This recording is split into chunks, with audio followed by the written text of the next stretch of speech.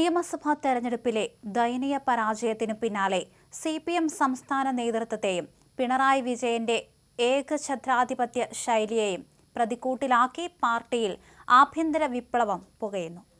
പിണറായി വിജയനെ പ്രതിപക്ഷ നേതാവാക്കിയ നീക്കത്തിനെതിരെ അയ്യപ്പന്റെ മണ്ണായ പത്തനംതിട്ടയിൽ നിന്ന് ഉയർന്ന കനത്ത പ്രതിഷേധം കൊല്ലം വഴി പാർട്ടിയുടെ ചുവപ്പുകോട്ടയായ കണ്ണൂരിലും ആഞ്ഞടിച്ചതോടെ സംസ്ഥാന നേതൃത്വം അക്ഷരാർത്ഥത്തിൽ ചങ്കിടിപ്പിലാണ്. പിണറായി കുടുംബത്തിനു വേണ്ടിയും സംസ്ഥാന സെക്രട്ടറി MV ഗോവിന്ദൻ സ്വന്തം ഭാര്യയ്ക്ക് വേണ്ടിയും പാർട്ടിയെ തകർത്തുവെന്ന അതിരൂക്ഷമായ ആക്ഷേപമാണ് താഴെത്തട്ടിൽ നിന്ന് ഇപ്പോൾ ഇരമ്പുന്നത്.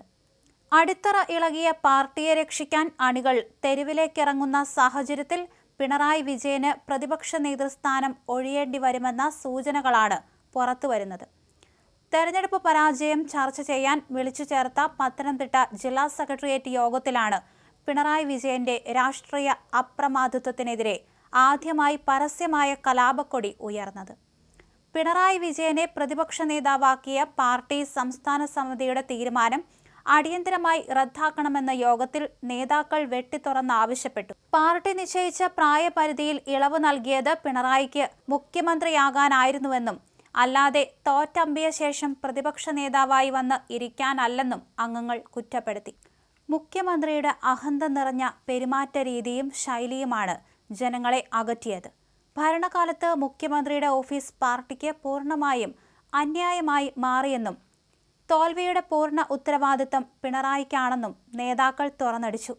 മുൻമന്ത്രി വീണ ജോർജ് പങ്കെടുത്ത യോഗത്തിൽ മന്ത്രിമാരുടെ മോശം പ്രവർത്തനവും കടുത്ത വിമർശനത്തിന് വിധേയമായി. സംസ്ഥാന സെക്രട്ടറി MV ഗോവിന്ദനെതിരെയും പത്തനംതിട്ടയിൽ വിട്ടുവീഴ്ചയില്ലാത്ത വിമർശനമുണ്ടായി.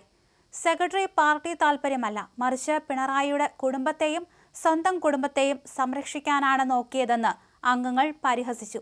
ഈ തിരുത്തൽ കാറ്റ് കൊല്ലം ജില്ലാ സെക്രട്ടേറിയറ്റിൽ എത്തിയപ്പോൾ കൂടുതൽ ശക്തമായി.